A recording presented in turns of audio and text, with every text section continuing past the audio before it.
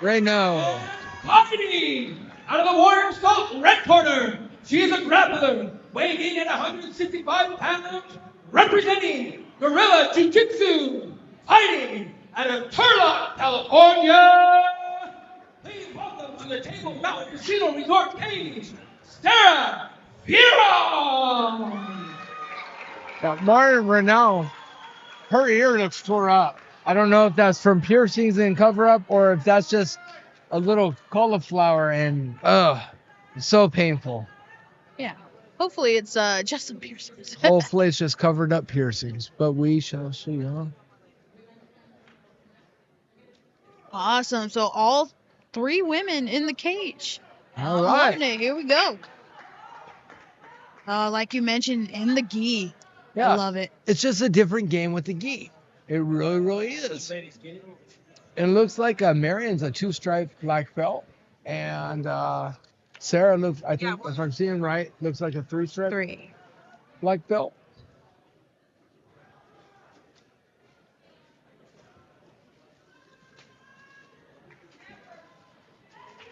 Man, this is just going to be so high level.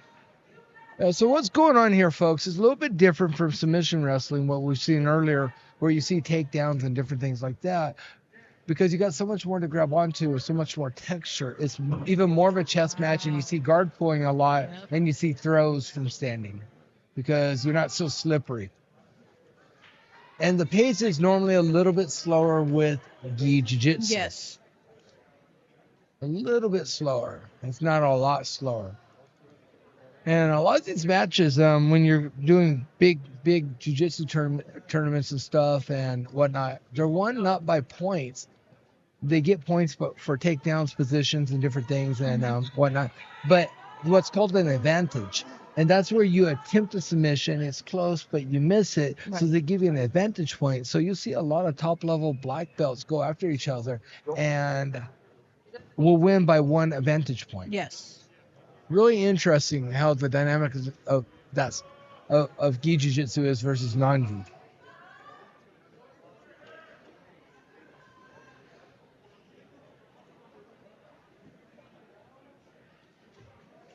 So what you see going on here is you see the competitors are using the lapels. That's the jacket that we wear in gi jiu-jitsu. And they're using the lapel for 1 grip, and then the sleeve of the lapel for grip to stop movement. It's because it's a weird game of you want to move people, you move body parts, but you don't want other body parts to move. So it's a give take pulley thing going on the whole way through. All right, looks like we got a transition to a half guard. I'm sorry, I'm not saying too many words. This is just so. You kick back, enjoy yourself. It's wonderful and beautiful to see these ladies get out here and entertain people in the top 3 at the end of the card. Yeah. You know, and to see these top level ladies in black belts with 2 and 3 stripes going after each other. It's wonderful. Yeah, and I know a lot of you folks out there watching, you know, you're saying, whatever, but these are 2 chess masters of physical combat going after each other. And we got a back taken by Marion Reneau. Reneau. God, we're butchering. Reneau. I'm so sorry. I'm not a name pronouncer. But she has an advantageous position right now. She's looking. She's going to want to drive in and try to get some hooks in. And she's Sara Fearon. She's turtled up a little bit. She doesn't want to get caught in a choke. And there's so many different chokes you could do using the lapel with grips. It's not just the blood chokes, the rear naked chokes. And, you know, you get a hold of a lapel and you grip it in there and pull it across one's throat, and you pull over here, and next thing you know, you're choking the crap out of your opponent. Nice little defense there by Sara.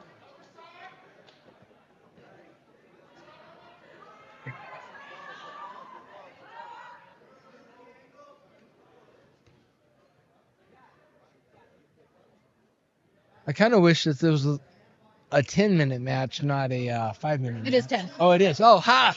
Sweet, smart. And now, folks, you're going like, okay, why do we want to fight for 10 minutes? Because it's such a slower paced match. Yes. And you got to give these competitors with these gis on and all this extra friction from the gis are thick. They're not like t-shirts. They're thick and they're heavy. They're very heavy. They don't tear. You know, they're woven and very thick. And you got to give them time to work.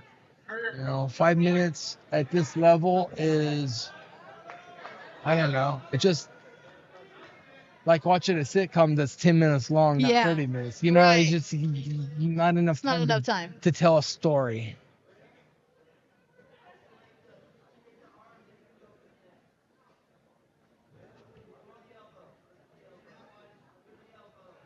Oh, we got a half guard.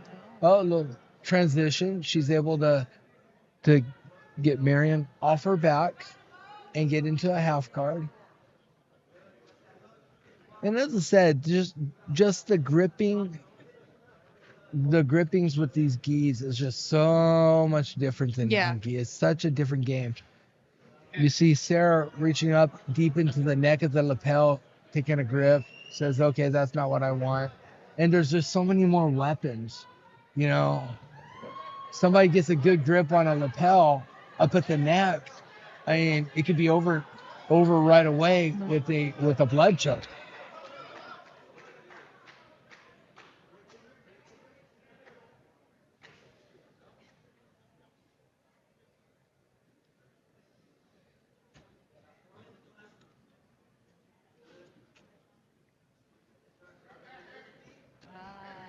There we go, and back up they go. They said, okay, the belts are coming off. Let's go. Here we go. Now, sometimes they'll stop it and put the belt back on. Sometimes they won't. It just depends. I'm really surprised they're not and taking time out to put the belt on, but. Now, if you're curious, Marion has the tape on her ears, and she has the darker colored gi, the black colored gi. And we'll go, Sara got the lighter black or almost grayish or ash color, say ash color gi. Help you folks at home differentiate. Sara has a closed guard. No, I'm not a big fan of guard form. I'm just not for MMA and sub wrestling. But for gi jiu-jitsu, I don't mind it as much because there's just so much more. You know, so many more sweeps, reversals, submissions. You know, I could name a few off, and I'm gonna say I'm wrong because I got my own names for them because I'm just not the biggest gi jiu-jitsu guy in the world. I can compete with gi jiu-jitsu guys, but yeah, I'm a non-gi submission wrestler. Hickson Gracie once got asked, is there a difference between a gi and non-gi black belt? And he countered back by stating, is there a difference between two different types of doctors, say a pediatrician and a whatever? Yeah. They're both doctors. Nice transition there. Beautiful transition. Marion takes a side mount for a dominant position. Because this is her second dominant position of the night. She had that rear position, but this is a perfectly placed side mount. She has both hips controlled with the knee and elbow. And she's working high now. She might do a step over and look for a lapel choke.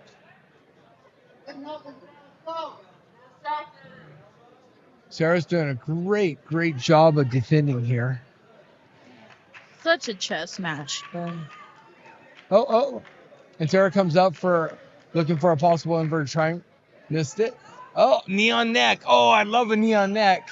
Oh, that's vicious and delicious. Oh, it hurts so bad. Oh. Vicious and delicious. Oh. I like that one. Oh. And it's just why I say that, because it's a great technique to land it in there, but it's just so painful. Right. You know, because I know the beauty of it is what she's doing to the mental morale of the bottom opponent. And she's going to force herself over into a possible mount with that knee on. So she has a knee on neck and a knee on belly. Oh, and Sara transitions. Oh, she's going to give up the side mount again. And into a north-south type position, a 180. Marion was looking for a possible armbar, but Sara countered and rolled and stopped that dead cold. And that's it, folks. That's 10 minutes of expert, top-level, high-end BJJ by two very, very, very classy ladies in there. How could you not love this? That was wow. I couldn't say anything. I was stuck watching it. Just watching art happen in front of our Literally. eyes. Watching art happen. It was awesome to see Marion walked back into the cage, you know, following her UFC career. So really glad to see her out here. Sara obviously put up a good match there. Oh, the respect there was. Now, how many fights does Marion have? I have no idea. Well, that's why the internet created Google. Let's see. It did do that.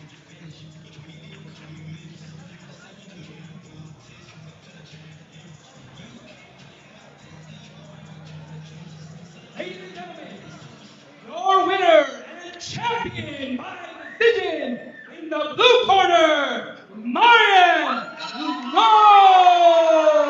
All right. Yeah, that was a good decision. I like that. That was just so awesome to witness, man. 10 minutes of just some high quality, highly